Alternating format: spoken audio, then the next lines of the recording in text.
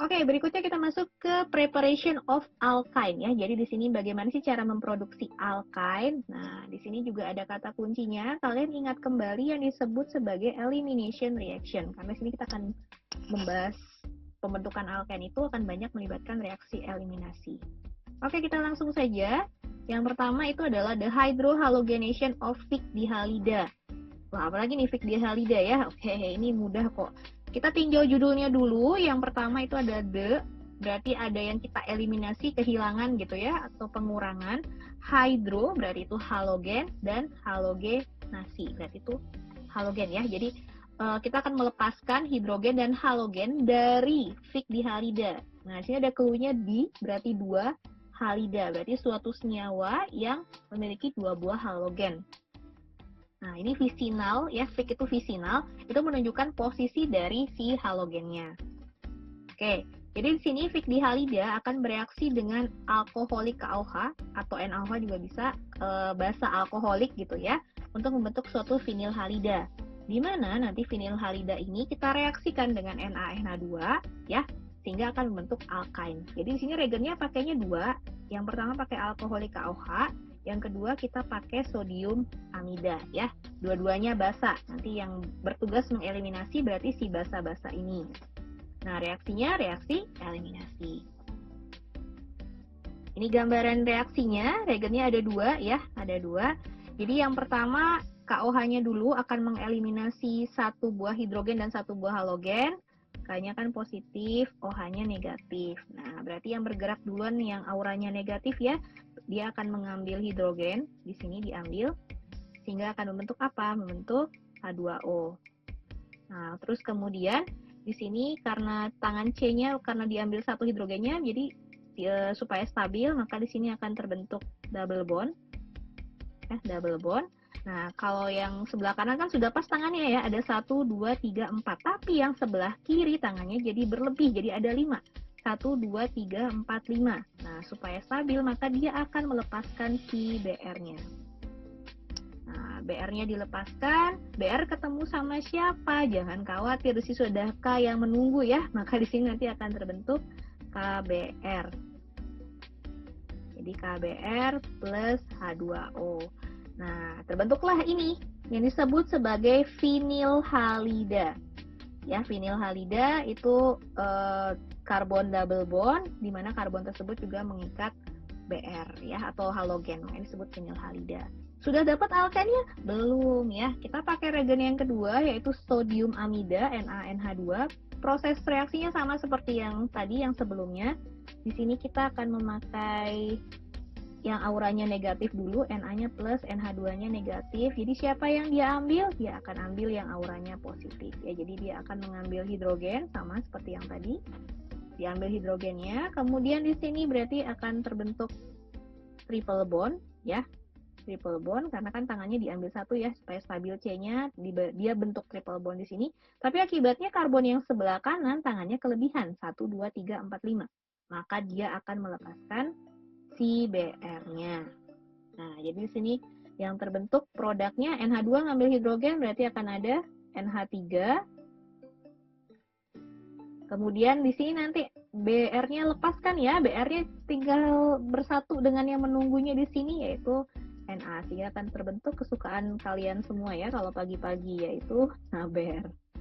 NaBr maksudnya.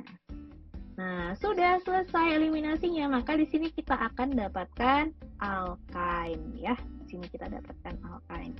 Nah, jadi di sini reagennya kalian bisa pakai alkoholik basa dulu, baru kemudian sodium amida, atau dua-duanya sodium amida juga bisa. Jadi di sini di awalnya kalian pakai NaNH2, di sini juga NaNH2 bisa. Nah, tapi kalian tidak bisa pakai KOH alkoholik di sini di step yang kedua. Ya, basa alkoholik itu hanya bisa dipakai di step yang pertama saja karena kalau di sini kita butuh basa yang lebih kuat dari basa KOH atau NaOH gitu. Supaya bisa memprotonasi atau melepaskan gitu ya, mengambil si hidrogen dan melepaskan si BR-nya ini. Oke ya. Kita lanjut. Ini tadi yang visinal dan fisi geminal ya. Nah, jadi ini bedanya kalian menyimpulkan sendiri saja ya. Ibu rasa kalian bisa menyimpulkan sendiri. Kalau visinal ya, kalian perhatikan letak dari halogennya. BR-nya. Nih, kita halogennya kan BR ya. Jadi kalian perhatikan letak halogennya itu berada di karbon yang mana? Karbon yang samakah atau karbon yang berbeda? Nah, di sini kata kuncinya adalah adjacent. Ya, adjacent itu artinya bersebelahan. Jadi kalian simpulkan visinal dihalida berarti itu adalah suatu dua buah halogen gitu ya yang terikat pada karbon yang bersebelahan seperti ini. Kalau geminal, gem disingkatnya gem gitu ya, gem dihalida itu kata kuncinya adalah same karbon. Jadi si halogennya terikat pada karbon yang sama. Seperti ini. Itu ya, itu bedanya visinal dan geminal dihalida. Nah, ini yang perlu kita diskusikan ya. Ini silakan kalian cari ya, kalian cari informasinya gitu ya. Jadi alkain itu bisa dibentuk atau dibuat dari geminal dihalida maupun visinal dihalida. Itu bisa dua-duanya. Tapi lebih disukai dibuat dari visinal dihalida. Makanya dikatakan more convenient. Kira-kira kenapa nih seperti itu? Dua-duanya bisa ya, dua-duanya bisa. Tapi kenapa lebih disukai dibuat dari visinal dihalida? Kalian cari tahu jawabannya ya. Oke? Oke. Nah, kita masuk ke cara yang kedua. Di sini adalah dehalogenation of tetrahalida. Nah, ini juga sama, terjemahkan dulu artinya ya. Berarti ada yang kita lepaskan, ada yang kita eliminasi. Yang kita eliminasi siapa? Halogenation. Berarti yang kita eliminasi adalah halogen. Dari apa? Tetrahalida. Berarti di sini sekarang bahannya memiliki 4 buah halogen dalam strukturnya. Nah, tapi di sini ada catatannya nih. Metode ini tidak terlalu disukai gitu ya, atau tidak terlalu sering digunakan untuk membuat alkain. Alasannya adalah karena tetrahalida yang dibutuhkan pada reaksi ini itu dibuat dari alkain. Oke, kira-kira kalian paham maksudnya? Nah, ya, kalian coba terjemahkan sendiri ya kata-kata ini, karena tetrahalida yang dibutuhkan untuk reaksi ini berasal dari alkain.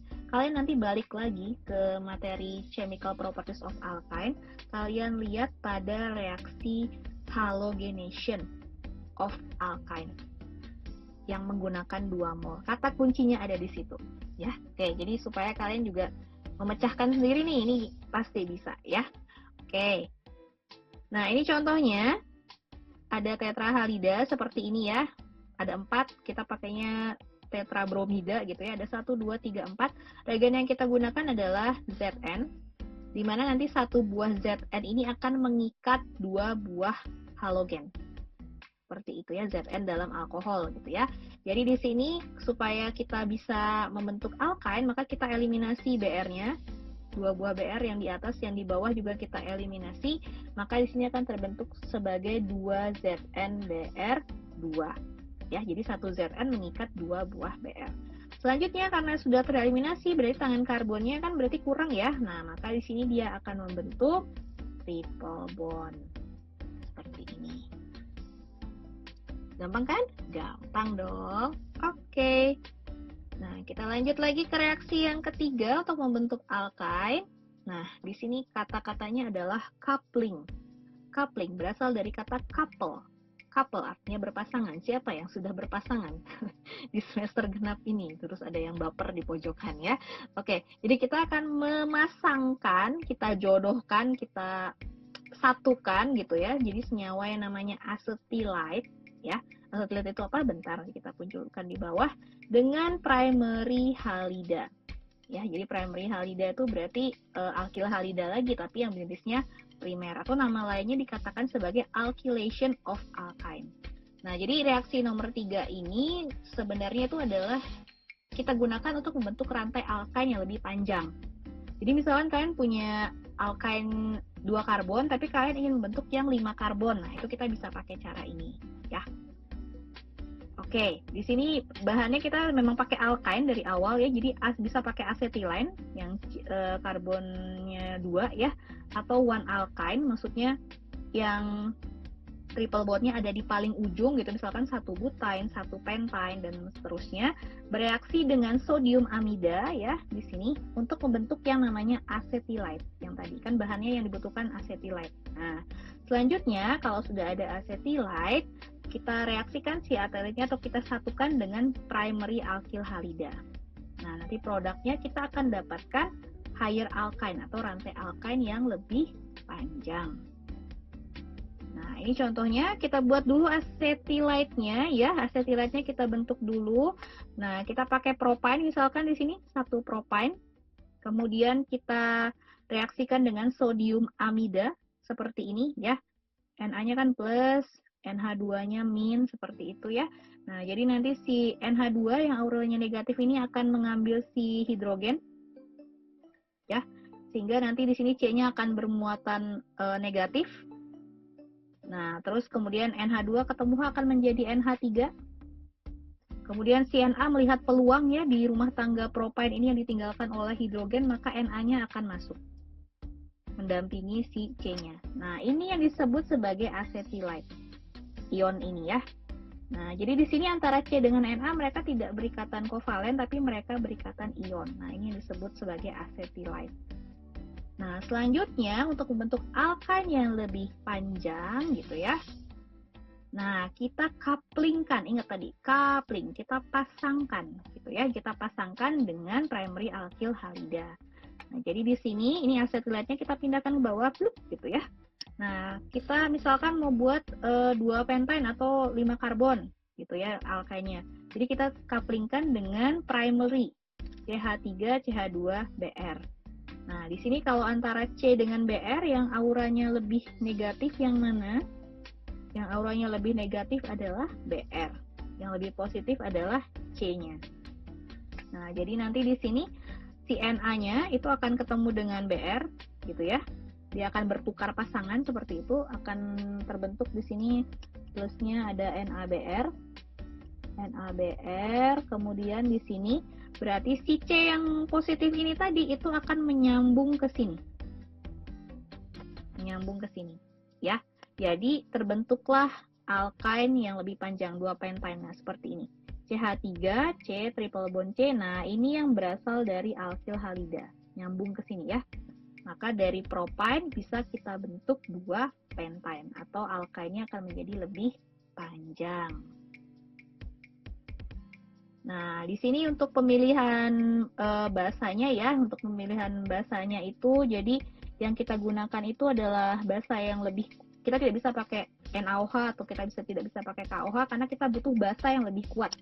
Nah, jadi bahasa yang lebih kuat itu ini adalah ionnya yang ini, ya, seperti itu. Jadi ini ada kaitannya dengan kekuatan asam atau basa ya, jadi kalian cek lagi tuh kekuatan basa atau asamnya yang bisa kita gunakan untuk mendeprotonasi. Jadi deprotonasi itu berarti kita akan mengambil ion positifnya, protonnya gitu ya. D kan berarti mengeliminasi itu. Nah, terus ini ada sedikit tambahan informasi. Jadi reaksi acetylide ini ya yang tadi itu reaksi hanya efisien ya.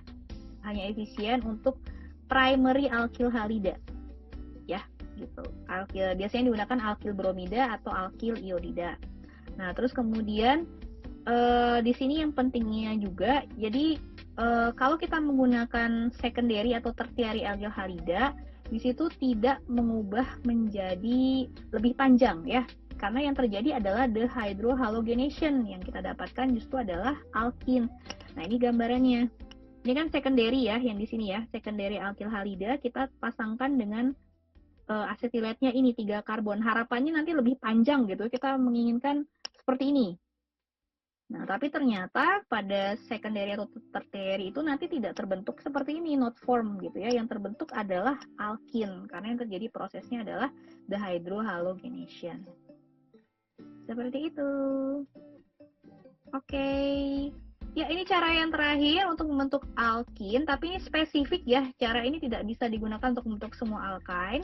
Jadi bahan yang kita gunakan adalah suatu karbida, karbid ya. Karbida di mana di sini adalah suatu senyawa atau compound yang tersusun atas karbon dan less electronegative element, berarti elemen yang kurang elektronegatif atau lebih positif gitu ya. Nah, yang pertama adalah kita bisa gunakan kalsium karbida, reaksinya gampang, kita reaksikan dengan H2O saja, nanti akan membentuk asetilen. Tapi ini spesifik ya, jadi karena rumusnya kan CaC2 dengan 2H2O, maka produk yang terbentuk itu adalah asetilen saja. Jadi ini hanya untuk membentuk asetilen saja. Seperti itu. Kemudian yang kedua, kita pakai magnesium karbida, rumusnya Mg2C3 ya. Kita tambahkan dengan air atau water. Kemudian yang kita dapatkan adalah propine. Karena ini kan C-nya 3 ya. C-nya 3, maka di sini kita dapatkan propine. Ini hanya untuk membentuk propine saja. Nah, jadi untuk sementara ini, untuk pembentukan alkain dari karbida itu hanya 2 ini saja yang baru bisa ya. Mungkin nanti kalian bisa mencari info atau literatur lagi, adakah karbida lain yang bisa digunakan membentuk alkain selain kedua karbida ini. Nah, tapi catatannya ini spesifik ya, jadi kalau CaC2 berarti dia hanya bisa bentuk asetilen saja. Jadi nggak mungkin dari CaC2 dia jadi propane gitu kan, karbonnya kurang ya, ini kan kesediaan karbonnya hanya 2. Begitu pula dengan magnesium karbida, karbonnya hanya 3. Oke, preparation selesai. Terakhir, sedikit kita masuk ke alkyne in nature ya. Oke, alkyne in nature, jadi di sini bentuk umum dari alkyne yaitu ethine ya. Ethine itu atau asetilen biasanya digunakan untuk membentuk compound yang lain ya, tapi ada beberapa kegunaannya. Yang pertama di sini adalah ethine itu digunakan untuk membentuk senyawa organik yang lain, sintesis senyawa organik yang lain bisa dalam kita bentuk etanol, ethanoic acid atau akrilik. Jadi dia bahan untuk sintesis gitu ya. Selain itu juga bisa digunakan untuk membuat polimer. Buat polimer, contohnya tadi kalian kalau ingat vinyl chloride gitu ya, tadi kalau misalkan dari alkyne kita adisikan itu akan membentuk vinyl halida. Nah, kalau misalkan kita pakainya ada Cl-nya, vinyl chloride itu digunakan untuk membuat polimer PVC ya, PVC. Kemudian ada juga chloroprene yang digunakan untuk membuat synthetic rubber, neoprene seperti itu. Ethine juga digunakan untuk membuat berbagai pelarut ya, pelarut organik juga bisa dari ethine.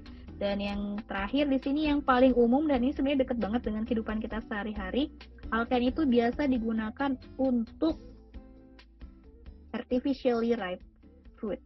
Maksudnya untuk proses pemasakan atau pematangan buah. Kalian kalau sering dengar kan kalau di pasar itu karbitan, pisangnya dikarbit. Nah, itu dari alkyne, pakai reaksi yang nomor 4 itu tadi. Jadi karbida direaksikan dengan air ya akan terbentuk asetilen. Nah, asetilen ini akan berperan atau memiliki fungsi yang sama dengan hormon alami yang dimiliki oleh tumbuhan untuk proses pematangan. Yaitu hormonnya apa? Hormonnya namanya etilen. Nah, etilen itu apa? Alkin ya. Nah, jadi si asetilen ini dia bekerjanya seperti hormon alami pada tumbuhan yang berperan dalam proses pemasakan buah. Makanya kalau di pasar gitu, wah ini pisangnya masih hijau nih, belum mateng. Nah, disemprot dengan karbit supaya mateng. Jadi seperti itu ya. Oke, sudah habis materinya ya tentang alkyne. Jadi sekian untuk materi preparation dan properties of alkyne. Seperti biasa kalau ada pertanyaan nanti bisa disampaikan pada Google Classroom atau Japri langsung bisa ya. Jangan dipendam-pendam. Pengalaman semester lalu mungkin kalian sudah ada pengalaman. Jadi kalau ada pertanyaan ditanyakan saja ya. Jadi sekian untuk pertemuan hari ini. Kita lanjutkan di pertemuan berikutnya. Bye-bye!